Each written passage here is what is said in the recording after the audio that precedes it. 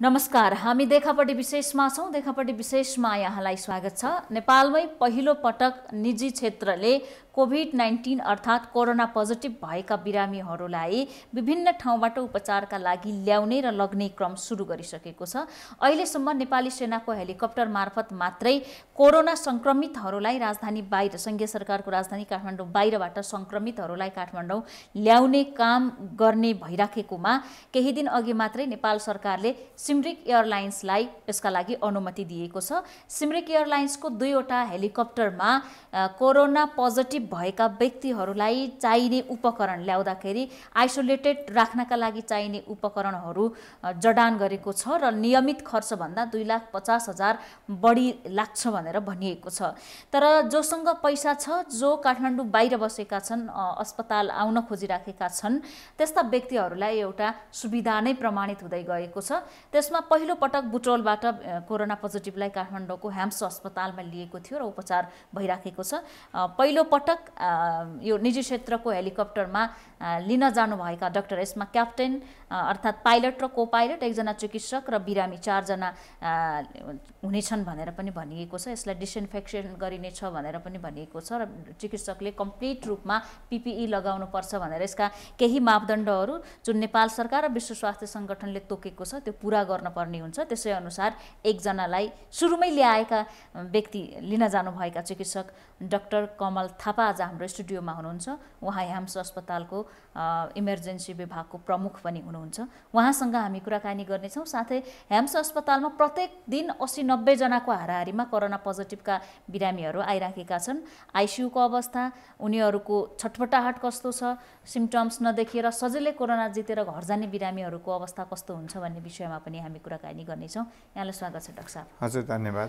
पहिलो पटक निजी क्षेत्रको हेलिकप्टरमा यहाँ जानुभयो होइन बिरामीलाई लिन? हजुर, यसै हप्ता। हजुर, त्यो बताइदिनुहोस् न कसरी जानुभयो भनेर।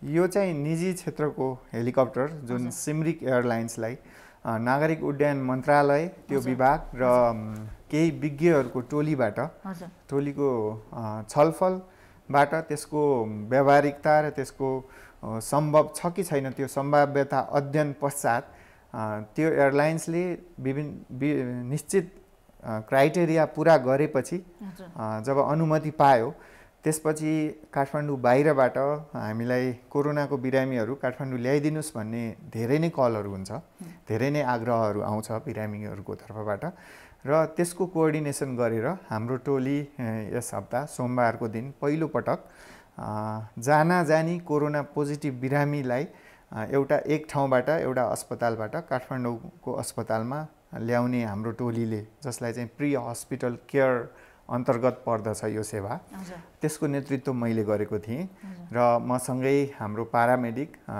राजेश भण्डारीजी पनि जानुभएको थियो। र यसमा चाहिँ हामीले यो राष्ट्रिय आविष्कार केन्द्र, जसमा चाहिँ वैज्ञानिक महावीर पुनले काम गर्नुहुन्छ, उहाँ र उहाँको टोलीले एउटा डिजाइन गरेको एउटा PIU भन्छ, जसलाई पेसेन्ट आइसोलेसन युनिट भन्छ, त्यसलाई उचित वैज्ञानिक ढङ्गले, जस्तो कि हेपा फिल्टर भन्ने हुन्छ एउटा प्रविधि, जसले भाइरस जस्तो सानो कणलाई पनि त्यसले क्याप्चर गरेर त्यसले बाहिर आउन दिँदैन र त्यो सँगसँगै मेडिकल उपकरणहरू जस्तो विभिन्न तार, सलाइनको ट्युबहरू, त्यो सबैलाई राख्न मिल्ने एउटा डिभाइस डिजाइन गरेको छ र त्यसको प्रयोग गरेर त्यसलाई ब्याट्रीबाट अपरेट गर्ने त्यो प्रयोग गरेर अनि हामीले बिरामीलाई यहाँबाट बुटोल गएर काठमाडौँ सारेका थियौँ।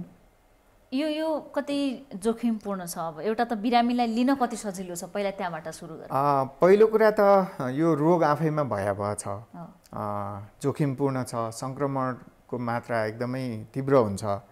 यो आफैमा जोखिम छँदैछ, पहिलेदेखि थाहा भएको कुरा हो।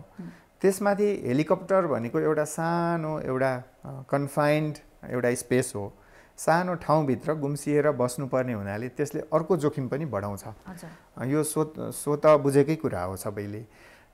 तर यसमा एउटा सुरक्षाको उपायहरू जुन चाहिँ अहिलेसम्म प्राप्त वैज्ञानिक आधारमा प्रमाणित भएका, जुन चाहिँ बेस्ट अभाइलेबल भन्छौँ, त्यो उपकरणहरूको प्रयोग हामीले गरेका छौँ। जस्तो एउटा त्यो पेसेन्ट आइसोलेसन युनिट नै भयो, जसमा फिल्टरसहित नेगेटिभ प्रेसर मेन्टेन गरेर बिरामीलाई भित्र राखिन्छ भने, अर्को कुरा हामी आफूले लगाउने पिपिईको पनि लेभल 3 जुन WHO गाइडलाइन्सले भन्छ त्यो लगाएर र त्यसको बाहिर पनि एउटा ब्याट्रीबाट अपरेटेड जुन नेगेटिभ प्रेसर सहितको जुन हुड छ, जुन सबै ठाउँमा त उपलब्ध छैन, भाग्यवश हामीले केही प्राप्त गरेका छौँ हाम्रो हस्पिटलमा, त्यसको प्रयोग गरेर बिरामीलाई हामीले यसै पनि अस्पतालमा त दिनहुँ कोरोनाको बिरामी हेर्छौँ नै, त्यही सुरक्षा उपकरण प्रयोग गरेर हामीले बिरामीलाई जसरी सुरक्षित महसुस गर्छौँ त्यही अनुपातको सुरक्षा कवच लगाएर हामीले ल्याउँदा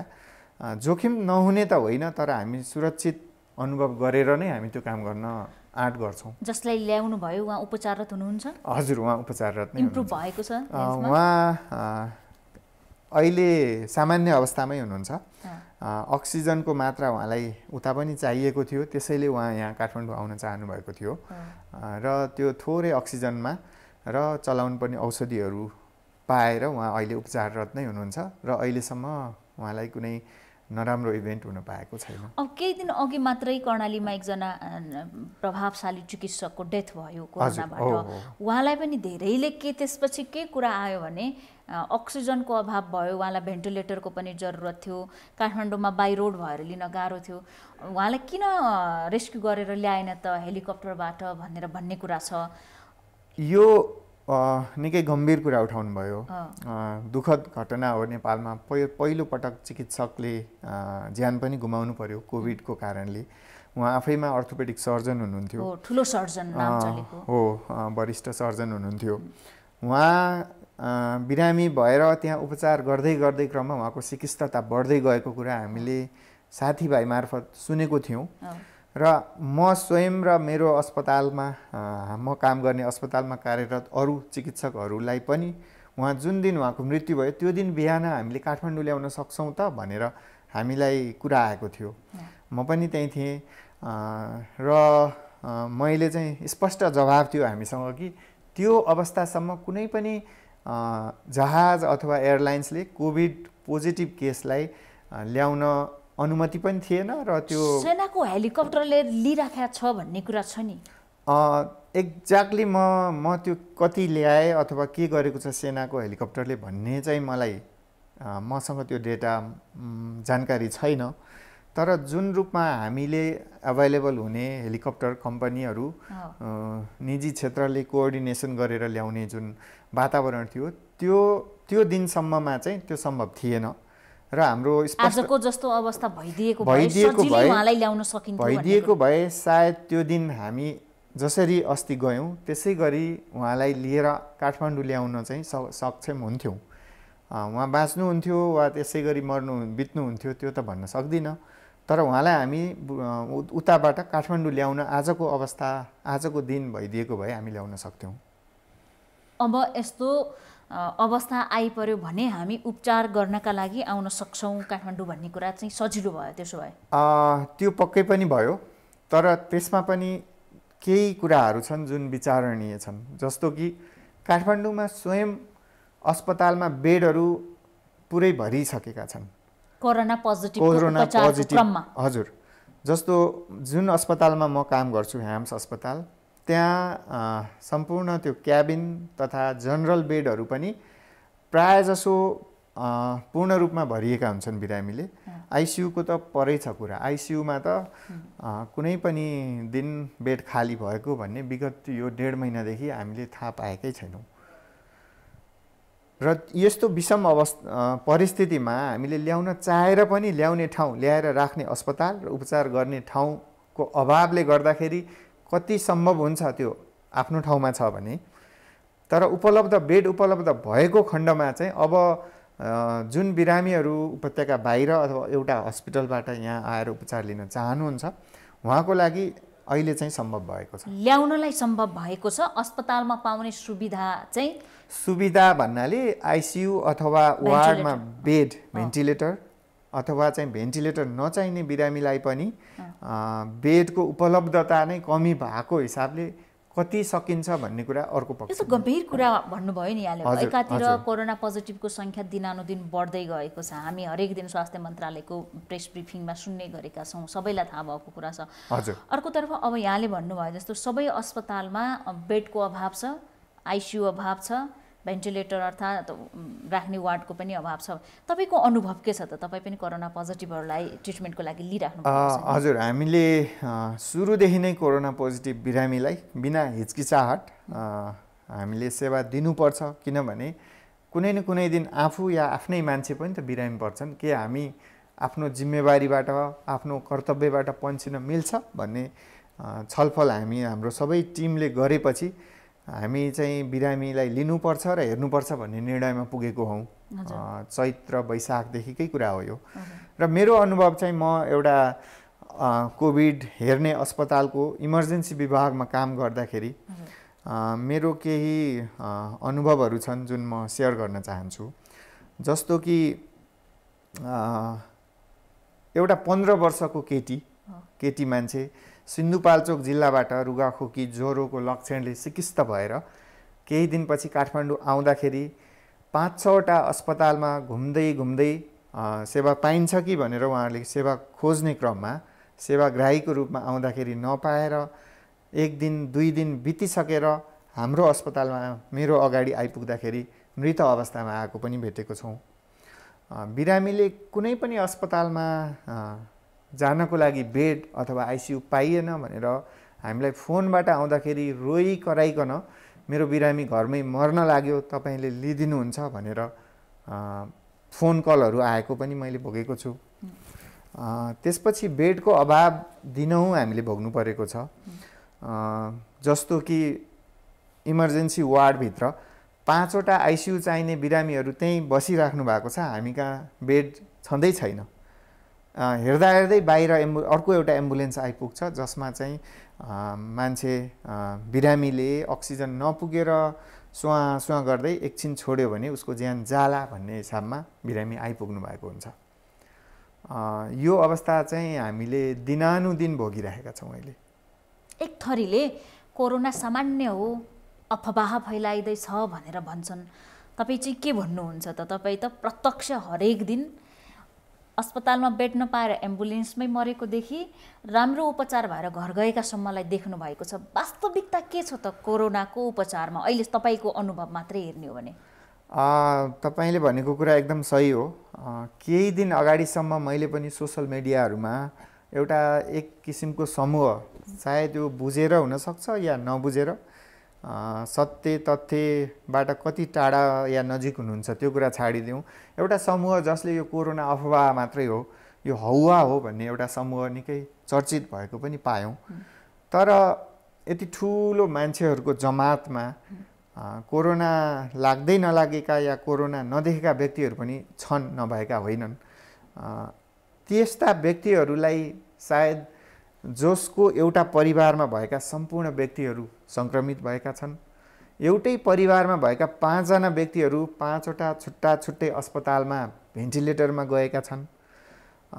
जुन व्यक्तिको परिवारका 4 जना दाजुभाइहरू कोरोनाको कारणले मृत्यु भएको छ, यो प्रत्यक्ष तपाईको अनुभव हो? मैले आफैले देखेको र मेरो चिनाजानको व्यक्तिहरूको प्रत्यक्ष देखेको अनुभव हो यो मेरो। एकै परिवारका 4 जना दाजुभाइको डेथ? 4 जना, एकजना चिकित्सककै परिवार जसको परिवारका आफ्नो बुवा र 4वटा काकाहरू नेपालको 4वटा विभिन्न अस्पतालमा भेन्टिलेटरमा गएर 3 जना मृत अवस्थामा र 1 जना हाम्रो हस्पिटलमा भेन्टिलेटरमा आइपुग्नु भएपछि उहाँले रुँदै कराउँदै मसँग सोध्नु भएको कुरा, अब त्यो यथार्थ जसले भोग्छ त्यसलाई मात्र थाहा हुन्छ। के सोध्नु भएको थियो त्यो भनिदिनुहोस् न।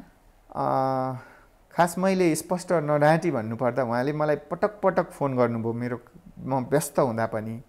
अनि उहाँले एक दिन आफै भन्नुभयो कि म माफी चाहन्छु, तर मेरो परिवारमा मेरो बुवा बितेको 5 दिन भइसक्यो, मेरो काकालाई अहिले मृत घोषणा गरिँदैछ एउटा अस्पतालमा, मेरो अर्को ठुलो बुवा माइलो बुवालाई भरतपुरमा उहाँ भेन्टिलेटरमा सिकिस्त हुनुहुन्छ, र बचेको एउटै मात्र आफ्नो काका जुन चाहिँ तपाईँको हस्पिटलमा आएर भर्ना हुनुभएकोले म बढी चिन्तित भएको हुँ भनेर उहाँले भनेपछि बल्ल सायद मैले पनि अलिकता त्यो सहानुभूति अभिव्यक्त गर्न पाएँ अथवा महसुस गर्न पाएँ। भनेपछि उहाँको उपचार सफल भयो कि भएन? उहाँको उपचार भइ नै राखेको छ।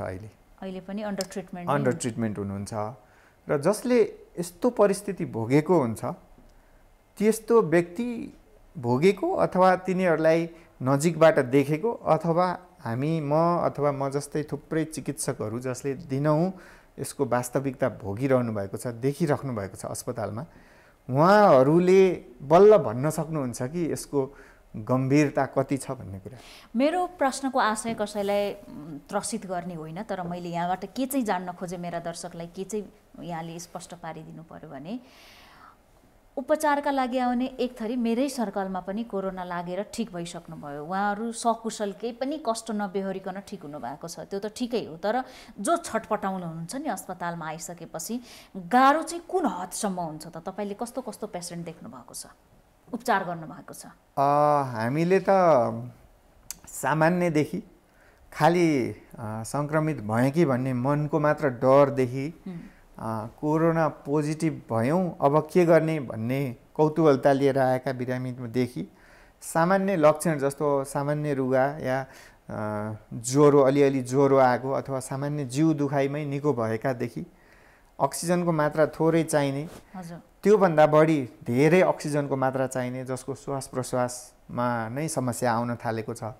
फोक्सो लगायत विभिन्न अङ्गमा यो भाइरसले असर गर्न थालिसकेको छ, त्योदेखि श्वास प्रश्वास अक्सिजन पाउँदा पनि नपुगेर छटपटाउने बिरामीदेखि एकैछिन उसलाई त्यो हामी इन्टुबेट गर्ने भन्छौँ, मुखबाट ट्युब हालेर श्वास प्रश्वास दिने र मेकानिकल भेन्टिलेटरमा राखेर श्वास प्रश्वास गर्ने, त्यो अवस्थासम्मका सम्पूर्ण बिरामीहरू हामीले हेरेका छौँ।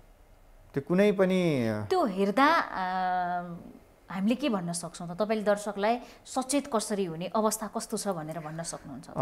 अवस्था त अहिले पक्कै पनि गम्भीर छ, एकदमै संवेदनशील समयमा छौँ हामी। सङ्क्रमण दिनानुदिन बढ्दो छ। काठमाडौँ उपत्यकाभित्र नै दिनमा दैनिक 2000 या त्योभन्दा बढीको सङ्ख्यामा सङ्क्रमित, जबकि टेस्ट गर्ने सङ्ख्या नै कम हुँदाहुँदै पनि त्यतिका जनसङ्ख्यालाई चाहिँ पोजिटिभ देखिँदै गइरहेको छ र 2-4 महिना अगाडिको जस्तो अहिले अवस्था छैन। त्यति बेला धेरै मान्छे सामान्य लक्षणसहित निको भएर जान्थे भने अहिले बिरामीको सिकिस्तता बढ्दै गएको छ। श्वास प्रश्वासको समस्यादेखि लिएर विभिन्न अङ्गहरूलाई कोरोनाको भाइरसले गर्दा गर्ने असरहरू त्यो बढ्दै गएको र मान्छेको मृत्यु हुने, जस्तो आइसियु बेड भरिनु भनेको सिकिस्तता बढ्नु हो र मृत्यु दर पनि अहिले बढ्दै जानु भनेको त्यो सिकिस्त बिरामीहरूको सङ्ख्या बढ्नु हो। र लक्षणदेखि नै वा सक्रिय सङ्क्रमित भन्ने शब्द हामीले प्रयोग गरिराखेका छौँ, यस्ताहरूको सङ्ख्या दिनानुदिन बढ्दो छ। र त्यो चाहिँ हामीले प्रत्यक्ष रूपमा अस्पतालमा बसेर त्यहाँ आउने बिरामीलाई त्यहाँ ल्याउनलाई बेड छ कि छैन भन्ने जुन सोधपुछ हुन्छ, त्यसको आधारबाट नै हामी भन्न सक्छौँ कि अहिले एकदमै गम्भीर अवस्था छ, सङ्क्रमण बढ्दो क्रममा छ। मान्छेहरूको आवत जावत र यो मान्छेको चेतना बढ्दै गए पनि तर यसलाई अलिकता इग्नोर गर्ने प्रवृत्ति चाहिँ बढी देखेको छु। जस्तो कि म आजै यहाँ तपाईँकोमा आउँदै गर्दा टोलको पसलहरूमा बिना मास्क नै पनि झुन्डमा मान्छेहरू बसिरहेको, चिया पसल खाली कहीँ पनि छैन। अहिले रेस्टुरेन्टमा पनि रेस्टुरेन्ट भरिभराउ भइसकेको छ। मान्छेहरू यसो दायाँ बायाँ हेर्नुहोस्, घुम्न जाने, फुर्सद भयो भने निस्किने झुन्डहरू उत्तिकै छ। अब अलिकता हामी जनता पनि, सरकार त आफ्नै ठाउँमा छ, धेरै क्रममा चुक्यो भन्ने कुराहरू आएकै छ। हामी आफ्नो जनता र व्यक्तिगत दायित्व पनि हामीले निभाएको छैनौँ भन्ने कुरा यसले दर्शाउँछ। तर यो सरकारको उपचारमा, उसको रेस्क्यु उद्धारमा, अरू मापदण्डहरूमा, राहतमा सरकारको भूमिका महत्त्वपूर्ण छ, त्यसमा उसका कमजोरी छन्। तर आफू आइसोलेट हुन सक्ने अर्थात् अलिकति दूरी कायम गर्न सक्ने, मास्क लगाउन सक्ने, हात धुन सक्ने, त्यो त हाम्रो हातमा छ नि। सरकारलाई गाली गरेर मात्रै हाम्रो मृत भएको आफन्त फिर्ता आउने हो र? त्यो आउँदैन। त्यसमा पहिला सरकारको त मुख्य रोल छँदैछ, तर ऊ त गार्जियन हो त्यो हाम्रो, त्यो उसको गार्जियन हो, सम्पूर्ण त्यो रोल एउटा उसैको राष्ट्रिय संयन्त्र हो। हो। तर त्यसलाई त्यसको भरमा मात्र छाड्यौँ भने यो हामी डुब्छौँ। किनभने यो व्यक्तिगत दायित्व हो कि म आफू सुरक्षित कसरी रहने, मैले मेरो साथीभाइ, आफ्नो परिवारको मान्छे र म आफ्नो समाजलाई मेरो कारणले कसरी सुरक्षित राख्ने, मैले यो मास्क लगाउने कि नलगाउने, मैले सामाजिक दूरी कायम गर्ने कि नगर्ने, म अति आवश्यक परेको बाहेक काममा हिँडडुल गर्ने कि नगर्ने भन्ने कुराको दायित्व त एउटा व्यक्तिको दायित्व हो र यसमा सम्पूर्ण व्यक्ति नै जिम्मेवार हुनुपर्छ। यसमा कुनै हामी पनि सरकार मात्रै होइन, हामी पनि लापरवाही र हामी पनि चरम लापरवाहीमा हामी जनता स्वयं पनि भएको अनुभव गर्छु म चाहिँ। कोरोनाकै उपचार गर्न आउने फोनै नगरेर र फोन गरेर आउने कतिवटा कल उठाउनुहुन्छ दिनमा? मैले हिजोको दिनमा मेरो आफ्नै मोबाइलमा मैले बेलुका गनेँ, किनकि म त्यो फोन उठाउँदा थाकेँ। मैले 183 वटा फोन कल थियो कोभिड पोजिटिभको उपचारका लागि अस्पतालभित्र दिनभर बस्दाखेरि बेड छ कि छैन भनेर, अथवा चाहिँ यो बिरामीको अवस्था यस्तो भयो अब के गर्ने भन्ने छलफलमा, अथवा चाहिँ चिने जानेको अथवा नचिनेको मान्छेहरूले कतैबाट फोन पाएर त्यहाँ बिरामी ल्याउँछु, बेड छ कि छैन, आइसियु छ कि छैन भन्ने मात्रै कल गर्दा मैले हिजो 183 वटा फोन उठाएको रहेछु हिजो दिनभरमा। त्यो चाहिँ मेरो मोबाइलबाट मात्रै, त्यो ल्यान्डलाइनको त कुरै छैन। तपाईँ कार्यरत हस्पिटलमा भेन्टिलेटरको, आइसियुको, बेडको आफ्नै लिमिटेसन होला? त्यो सम्पूर्ण अस्पतालमा त्यो लिमिटेसन नै छ होइन? यति धेरै मानिसलाई उपचार चाहिएर फोन गरिराख्नु भएको छ, यसमध्ये उपचार चाहिँ कति प्रतिशतले पाउलान् त? कति प्रतिशत चाहिँ छटपटाइराखेका छन्? अब यो कुनै डेटाकै हिसाबमा त हामीसँग कुनै जानकारी छैन नै। त्यो कसैले त्यसलाई चाहिँ यसलाई चाहिँ एभरेजमा भनिदिनुहोस् न, यस्तो हुन सक्छ? एभरेजमा भन्दाखेरि मैले एक दिनमा 12 घन्टा, 10 देखि 12 घन्टामा हामी एकजनाले के भोग्छौँ भने 8 देखि 10 वटा आइसियु चाहिहाल्यो, जसरी पनि मिलाइदिनु पर्यो भन्ने फोन आउँछ।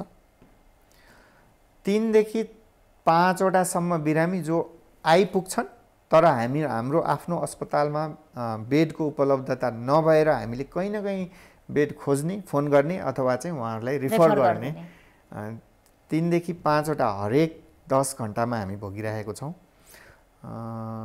र आजभोलिको रिसेन्ट दिनमा चाहिँ कस्तो फोन पनि आयो भने मैले अघि नै भनिसकेँ, मेरो बिरामीलाई कुनै पनि अस्पतालमा बेड छैन, उहाँ यहीँ छटपटिरहनु भएको छ, मर्न थाल्नुभयो, म के गरौँ, त्यहीँ ल्याउँ त भनेर रुँदै आउने फोनहरू पनि म काम गर्ने तथा अरू मेरो साथीभाइहरू काम गर्ने अस्पतालमा पनि हामीले भोग्न थालिसकेका छौँ।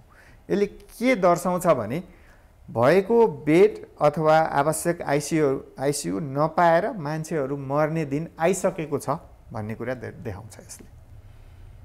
यो त अति गम्भीर विषय हो नि। हजुर, एकदमै। अब हामी उपचार चाहिँ कसरी गरिराख्नु भएको छ त? छिटो निको हुनेहरू कति दिन जतिमा घर गइराख्नु भएको छ एभरेजमा?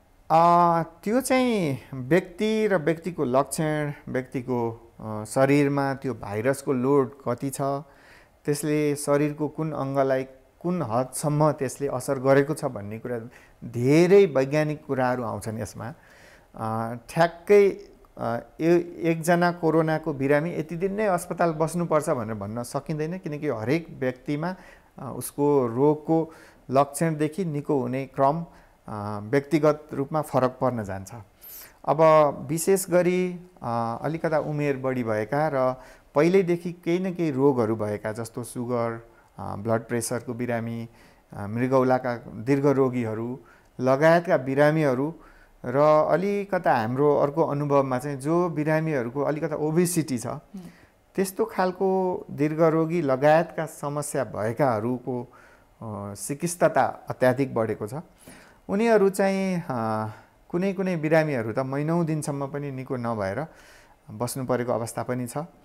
सामान्य लक्षण भएका बिरामीहरू केही दिन 2-4 दिनको बसाइमै निको भएर घर फर्किनु भएको पनि छ। अनि अब त्यो सँगै जोड्दाखेरि म अहिलेको परिस्थिति जोड्न चाहन्छु। त्यो कस्तो छ भने अहिले बिरामीहरू अस्पताल भर्ना भइसक्छन् र निको भएर अब तपाईँ घर जान सक्नुहुन्छ भन्दा पनि डर त्रास आफ्नो परिवारका सदस्यलाई नसरोस् अथवा म अझै केही दिन बस्छु भन्ने रिक्वेस्टको अनुरोध गर्नुहुन्छ उहाँहरूले। अस्पतालले बस्न किन खोज्छन् भने घरका मान्छे असुरक्षित हुन्छन् कि भन्ने डर र आफूलाई पुनः त्यस्तो अप्ठ्यारो आउने हो कि भन्ने डर भन्ने एउटा डर त्रास छ भने त्यो यो परिस्थितिले अहिले निम्त्याएको अर्को गम्भीर परिस्थिति के छ भने अहिले त लक्षण देखिसकेका बिरामीले अस्पतालमा उपचारको लागि बेड नपाउने अवस्था आइसकेको छ। जति बेला चाहिँ धेरै सङ्क्रमितहरू थिएनन् त्यो समयमा यो कुरा लागू गर्न सकिन्थ्यो भने अहिले हामीले बाध्य भएर तपाईँ अब गइदिनुस् भन्नुपर्ने बाध्यता भइसकेको छ। अहिले सरकारले 20% बेड चाहिँ अस्पतालहरूले छुट्याइदिनु पर्यो कोभिड पोजिटिभको लागि भनेर निर्देशन जारी गर्यो होइन। तर त्यससँगै अर्को बहस के भयो भने एकै अस्पतालमा कोरोना पोजिटिभ भएका व्यक्तिको उपचार गर्दा र सामान्य बिरामीहरूको उपचार नर्मल अवस्थाका बिरामीहरूको उपचार गर्दाखेरि अरू चाहिँ जोखिममा हुन्छन् भन्ने कुरा छ। अब तपाईँहरूको दुवै प्रकृतिको उपचार चलिरहेको छ होइन, यो कुरा कति सत्य भएको छ त? त्यहाँ यस्तो भएको छ, अहिलेको दिनमा भन्नुहुन्छ भने कुनै पनि अस्पताल कोभिड मात्रै अथवा नन कोभिड भनेर त्यो स्वतः छुट्टिँदैन। किनभने सङ्क्रमण व्याप्त रूपमा फैलिसकेको छ। लक्षणै नभएको व्यक्तिमा पनि कोरोना पोजिटिभ हुन्छ। बाटोमा हिँड्दै गर्दाखेरि एक्सिडेन्ट परेर खुट्टा भाँचिएर आएको बिरामीमा पनि कोरोना पोजिटिभ देखिएको छ, जो चाहिँ खुट्टा भाँचिएर अस्पताल आयो तर उसको सर्जरी गर्नको लागि अथवा कुनै पनि उपचार प्रक्रियामा जानको लागि कोरोनाको जाँच गर्नुपर्ने अवस्था आउँदाखेरि जाँच्दाखेरि उसको कोरोना पोजिटिभ आइदिन्छ भनेपछि आजको दिनमा आएर यो पूर्ण रूपमा कोभिड अथवा पूर्ण रूपमा नन कोभिड बिरामी भन्ने कुरा चाहिँ व्यावहारिक रूपमा लागू चाहिँ हुँदैन। त्यो कानुनी रूपमा सरकारले तोकेको कुरा चाहिँ आफ्नो ठाउँमा छ र अब सम्पूर्ण सबै अस्पतालले त्यही जुन कानुन आएको थियो त्यही रूपमा भनेर छुट्याएको जस्तो त मेरो नलेजमा छैन। हजुर, तर त्यति सजिलै सर्छ भन्ने कुरा पनि होइन भन्ने चाहिँ कति सम्भावना छ? डराउँछन् नि त। अब सरकारले नै के भनेको छ भने सामान्य अपरेसनको डेटहरू सारिदिनुहोस्, सामान्य अवस्थामा रेगुलर चेकअपको लागि अस्पताल नगइदिनुहोस् भनेर भन्नुहुन्छ हाम्रो स्वास्थ्य मन्त्रालयको प्रवक्ताज्यूले। उहाँले त केसम्म भन्नुभएको छ भने बेहोस भएपछि वा बेहोस हुन्छु भन्न लागेको अवस्थामा, सास फेर्न गाह्रो भएको अवस्थामा अस्पताल जानुस् पनि भन्नुभएको छ। अब बेहोस भएर होसमा आउने सम्भावना, त्यसपछि गएर सफल उपचार हुने सम्भावना कति छ त? यो भनिदिनुहोस् न। यो सुरुको कुरा केही हदसम्म सत्य हो, यथार्थ हो त्यो। किनभने अति आवश्यक नपरिकन अथवा एकदमै पछि गएर पनि शल्यक्रिया गर्न सकिन्छ भन्ने खालको शल्यक्रियाहरूलाई अहिले रोक्नु वैज्ञानिक छ। सबैका लागि ठिक छ, सबैका लागि ठिक छ। त्यो बिरामी स्वयंको लागि पनि र उसको वरिपरिको मान्छे सबैको लागि। या उसले लिने बेड अरूले पाउँछन् गम्भीर प्रकृतिका बिरामीले उसले अकुपाई गर्ने बेड पाउँछन्, त्यो हिसाबमा त्यो ठिक छ भने। तर जुन दोस्रो कुरा भन्नुभयो बेहोसै हुन लागेपछि मात्र अस्पताल जाऊ भन्ने कुरा चाहिँ यो त मलाई हास्यास्पद लाग्छ। सुन्नुभयो नि? मैले सुने र यो गलत हो, स्वतः गलत हो। र हाम्रो अनुभव पनि के छ भने बिरामीले लक्षण सामान्य छ भने घरै बस्ने अवस्था त आइसकेको छ अब, किनकि बेड उपलब्ध छैन। तर जसलाई चाहिँ श्वास प्रश्वासमा अत्यन्तै कठिनाइ भइसकेपछि अथवा बेहोसै हुने गरी मल्ल त्यसपछि मात्र अस्पताल गयो भने त्यो बिरामीको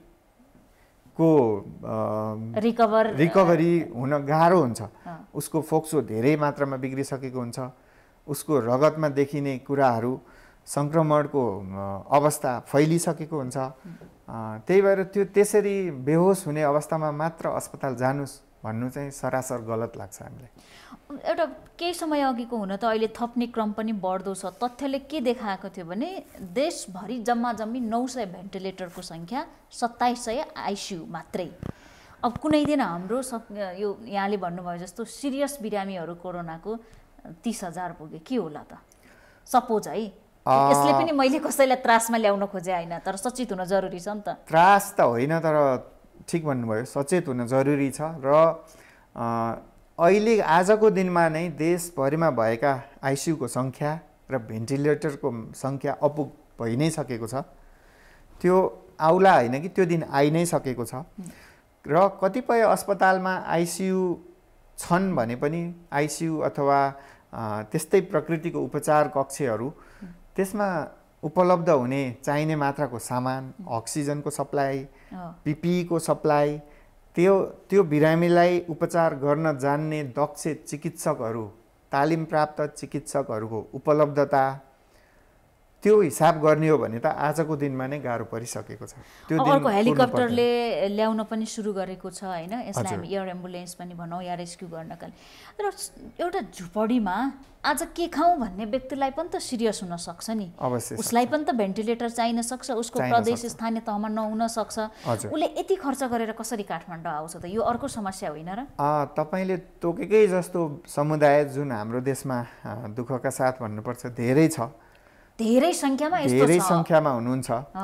उहाँलाई त अब यो दुःखद कुरा हो, यो जुन प्राप्त सुविधा अहिले हामी कुरा गर्दैछौँ त्यो उहाँहरूको पहुँचभन्दा बाहिर छ। अब यो दुःखको कुरा हो, तर यसलाई गर्नुपर्ने त अब एउटा आइडियल रूपमा भन्नुपर्ने हो भने सरकार अथवा सरकारी निकायले आफ्ना सम्पूर्ण नागरिकको स्वास्थ्य र स्वास्थ्य सेवा पाउने अधिकारलाई उपलब्ध गराउन सकेमा त्यो देशको सम्पन्नता, नेताहरूको जागरुकता भयो भने मात्र सम्भव छ। त्यो हिसाबमा हेर्ने हो भने सम्पूर्ण जनताले त्यो सुविधा लिन सक्ने अवस्था छैन। भनेपछि जससँग पैसा छ, जसको कन्ट्याक्ट छ, डक्टरहरूलाई कसरी कन्ट्याक्ट गर्ने भन्ने कुरा पनि त आइडिया हुनु पर्यो नि होइन, सूचना त हुनु पर्यो। सूचना हुनु पर्यो। सायद म आज यो सूचना फैलियोस् भन्ने उद्देश्यको लागि पनि म यहाँ आएको छु तपाईँको निम्तो स्वीकारेर।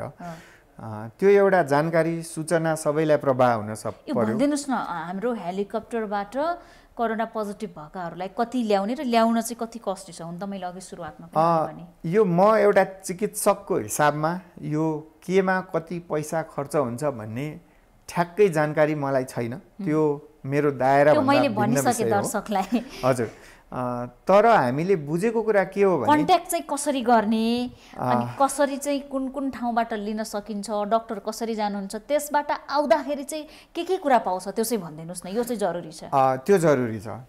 यो प्रक्रियामा छिर्नको लागि यो सेवा उपलब्ध गराउने चाहे त्यो हेलिकप्टर कम्पनी होस्, चाहे यस्तो सेवा उपलब्ध गराउन सक्ने अस्पतालहरू र अस्पतालको फोन नम्बरहरू, चिकित्सकहरूको सम्पर्क, चिनाजान अथवा अस्पतालले दिने जुन एउटा हटलाइन नम्बर भनेर हरेक अस्पतालमा हुन्छ, त्यसमा सम्पर्क गरेपछि अनि जब हामीलाई जानकारी आउँछ, हामीलाई जानकारी आएपछि हामी कुन स्थानमा कुन बिरामी कस्तो अवस्थामा छ, त्यो बिरामीको रिक्वायरमेन्ट, त्यसलाई के आवश्यक पर्छ, अक्सिजन मात्रै हो कि भेन्टिलेटरमै राखेर ल्याउनु पर्ने हो कि अथवा चाहिँ यत्तिकै बसाएर ल्याउन सकिने हो कि भन्ने कुराको जानकारी हामी पूर्ण रूपमा हामी उता त्यो बिरामीलाई जुन अस्पतालमा उपचार गराइराख्नु भएको छ त्यहाँको चिकित्सकसँग हामी सरसल्लाह गर्छौँ पहिला, ताकि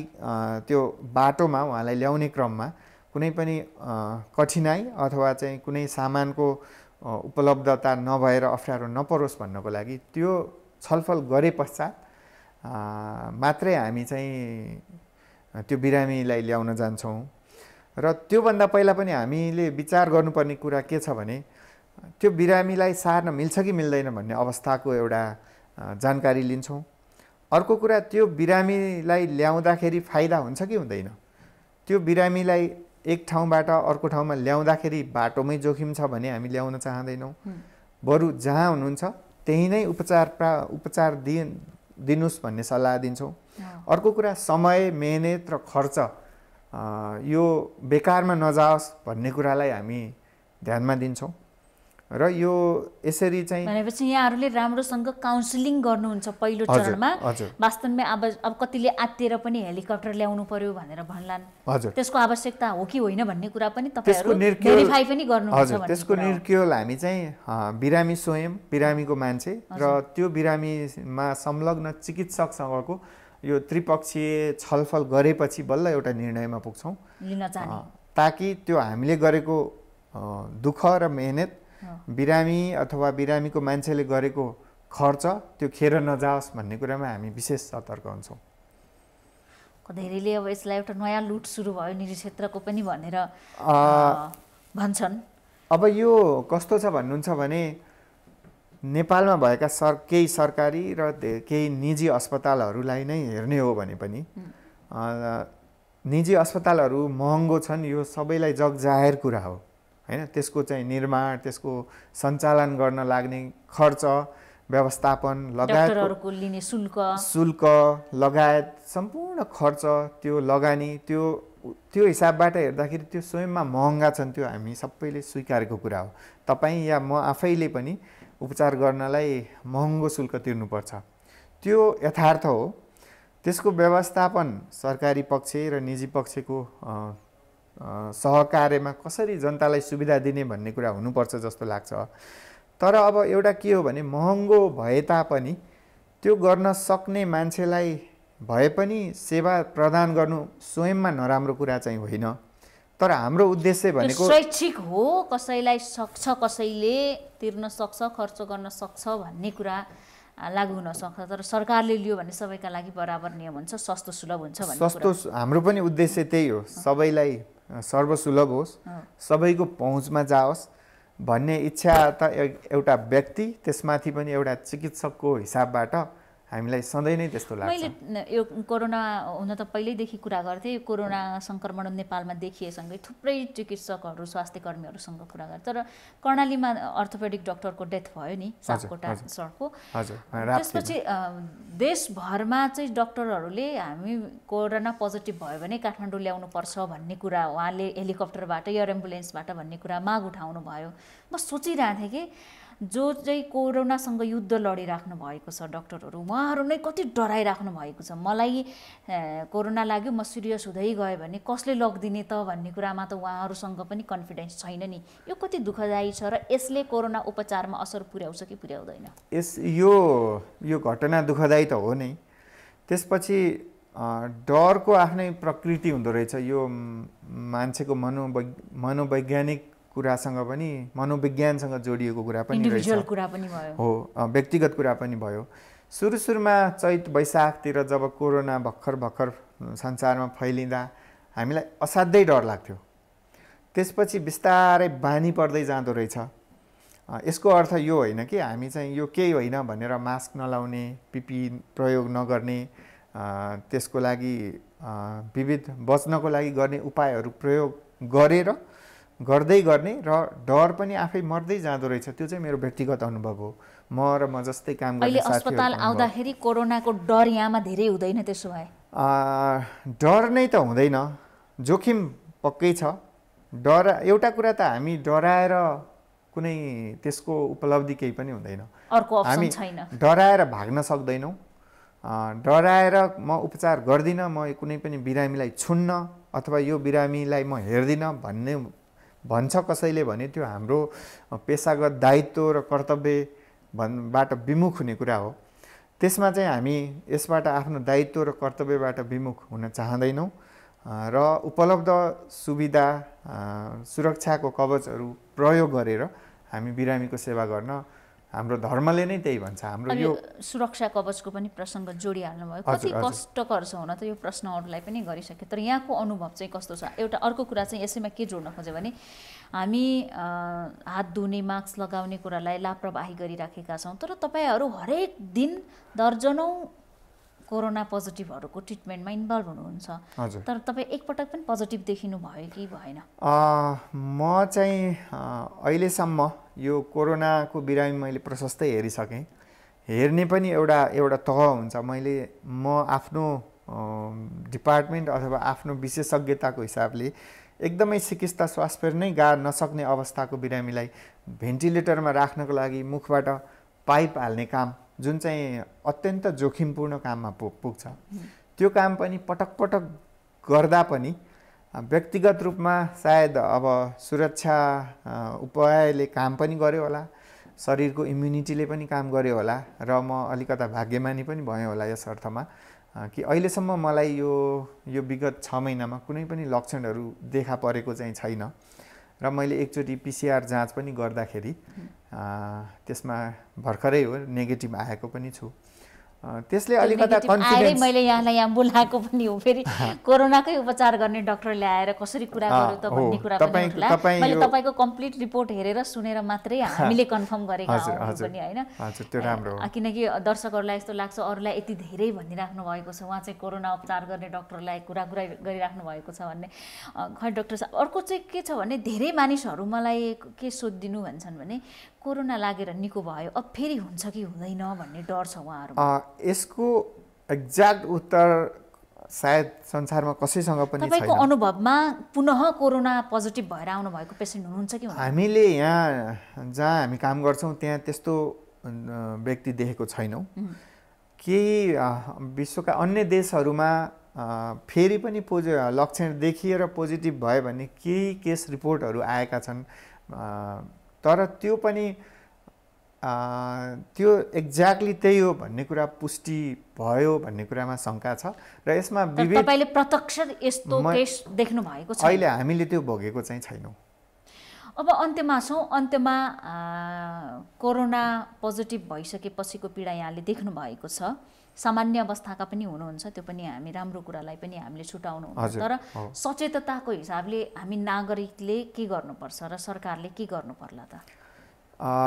नागरिकले र आजको समय जुन चाहिँ हामी यो दिनमा छौं जहाँ संक्रमित दिनानुदिन बढ्दैछन् र हाम्रो महान चाडपर्वहरू पनि आउँदैछन्, जुन समयमा हामी आफ्नो गाउँघर आफन्तहरूलाई भेट्न हिँडडुल र आवत जावत बढी गर्ने, बजारमा किनमेल तथा रमझममा बढी व्यस्तता बढी बिताउने समय आएको अवस्थामा हामी विशेष सचेत हुने दिन आइसकेको छ र सबैले भनिराखेको कुरा के छ भने यसपालि हामी आफ्नो ज्यान जोगाउँ, हामी बाँच्यौँ भने आउँदा दिनहरूमा हामी हाम्रा चाडपर्वलाई रमाएर मनाउला भन्ने जुन कुराहरू जताततै आइराखेको छ। आजको दिनको यथार्थ वास्तवमा त्यही नै हो।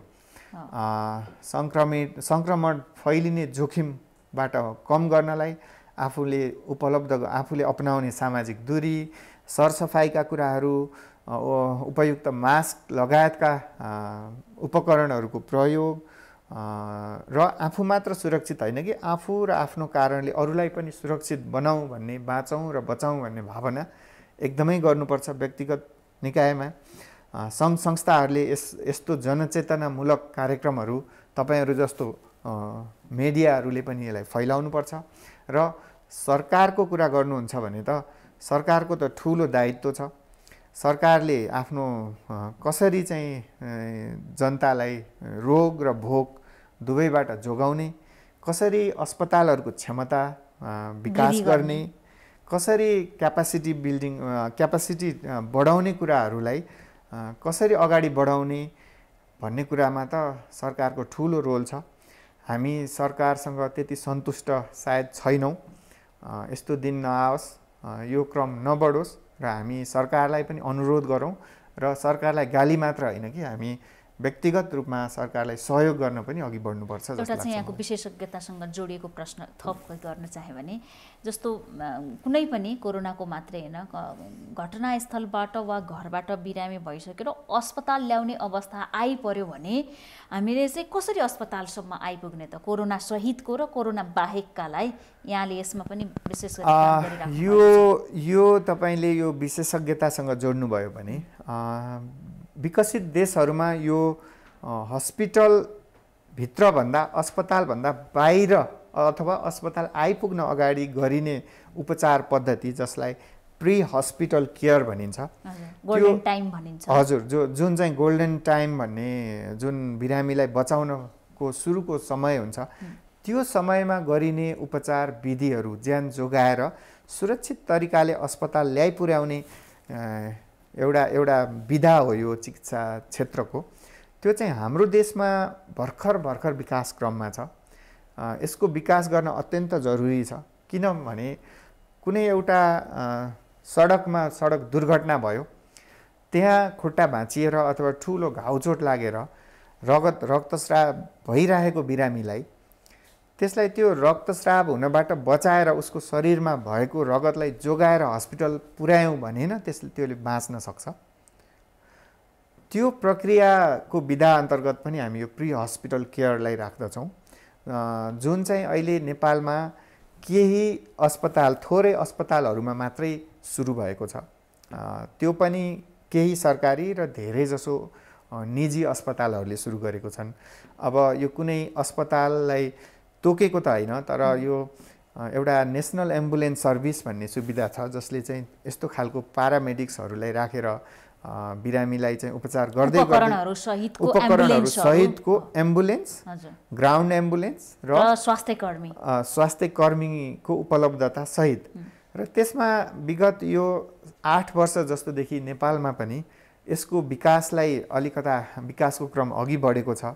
केही निजी अस्पतालहरूले पनि यसलाई सुरु गरेको छन् र यसै क्रम अन्तर्गत यो आइसियु, एउटा अस्पतालको आइसियुबाट अर्को अस्पतालमा ट्रान्सफर गर्ने र भेन्टिलेटरमा भएको बिरामीलाई पनि ट्रान्सफर गर्ने सुविधाहरू उपलब्ध भएको छ, जसमा दक्ष चिकित्सक र पारामेडिक्सको टोली बसेर नै बिरामीलाई सेवा दिँदै दिँदै स्थानान्तरण गरिन्छ। र हेलिकप्टर इमर्जेन्सी मेडिकल सर्भिस पनि यसको एउटा अङ्ग हो। अब अन्त्यमा यहाँलाई भन्न मन लागेको केही छ? कुराहरू त धेरै छन्, तर चाहिँ यो समयको गम्भीर परिस्थितिलाई हामी सबैले मनन गरौँ। कोरोना, यो कोभिड-19 रोग धेरै मान्छेहरू निको भए पनि सङ्क्रमण दर अत्यन्तै धेरै भएको र अहिले फैलिँदो क्रममा भएको र सिकिस्त भएका बिरामीहरू बढ्ने क्रममा मान्छेहरूले उपचार नपाएर मृत्यु हुने क्रम आइसकेको अवस्थालाई मनन गरौँ र आउँदै गरेको चाडपर्वमा हामी सुरक्षित रहेर आफ्नो जिम्मेवारी निर्वाह गर्दै आफू पनि सुरक्षित रहौँ र अरूलाई पनि सुरक्षित बनाऊँ भन्न चाहन्छु। हुन्छ, यो व्यस्तताका बावजुद समय दिनुभयो, धेरै धेरै धन्यवाद यहाँलाई। हस्, धन्यवाद यहाँलाई पनि। धन्यवाद। हामी देखापट्टि विशेषमा थियौँ, कुराकानी गरिरहेका थियौँ हेम्स अस्पतालका इमर्जेन्सी विभाग प्रमुख डाक्टर कमल थापासँग। उहाँले नेपालमा पहिलो पटक निजी क्षेत्रलाई सरकारले अब हेलिकप्टरबाट पनि आवश्यक उपकरण जडान गरेको हेलिकप्टरबाट कोरोना सङ्क्रमितहरूलाई ल्याउने लग्ने काम सुरु भइसकेको छ। सिमरिक एयरलाइन्सलाई यसको अनुमति दिएको छ र अहिले सिमरिक एयरलाइन्सको 2वटा हेलिकप्टरमा राष्ट्रिय आविष्कार केन्द्रका वैज्ञानिक महावीर पुन लगायतको टिमले यसमा उपकरणहरू जडान गरेको छ, जुन बिरामीबाट अरू जाने चिकित्सक तथा पाइलट को पाइलटहरूलाई हेलिकप्टरमा रहेका अरू व्यक्तिलाई कोरोना नसर्न सक्ने गरी उपकरणहरू जडान गरिएको छ र चाहिने आइसियु सहितको व्यवस्था भएका कारणले केही दिन अघि मात्रै कर्णाली प्रदेशका एकजना चिकित्सकको मृत्यु भएको थियो कोरोनाका कारण। उनलाई काठमाडौँ ल्याउन नसकिएको भन्ने गुनासो देशभरबाट आएको थियो र त्यस पश्चात यो सुरु भएको छ। यो एउटा सबैका लागि सुखको कुरा, सुखद समाचार पनि हो, सुरुवात भएको छ, तर यो अलिकति महँगो पनि छ। अब यहाँहरू सङ्घीय सरकारको राजधानी काठमाडौँ बाहिर बस्नु भएको छ, थप उपचारको लागि काठमाडौँ आउनुपर्नेछ, तपाईँहरूले अस्पतालसँग कुरा गर्नुभयो, बेड पाउनुभयो, आवश्यकता अनुसार आइसोलेसनमा बस्न सक्ने व्यवस्था भयो भने हेलिकप्टरको माध्यमबाट पनि आउन सक्नुहुन्छ भन्ने कुरा चाहिँ सुरुवात भइसकेको छ। यो पहिलो पटक बुटोलबाट काठमाडौँ ल्याउने पेसेन्टको नेतृत्व डाक्टर थापाले नै गर्नुभएको थियो, त्यस कारणले पनि आज उहाँसँग यी विषयमा कुराकानी गऱ्यौँ। साथै कोरोना पोजिटिभहरूको उपचारमा देखिने गरेका समस्या, अभाव र यसको अवस्थाका विषयमा पनि आज हामीले कुराकानी गऱ्यौँ। देखापट्टि विशेषबाट आज सबै बिदा चाहन्छौँ। भोलि नयाँ पात्रका साथ उपस्थित हुनेछौँ।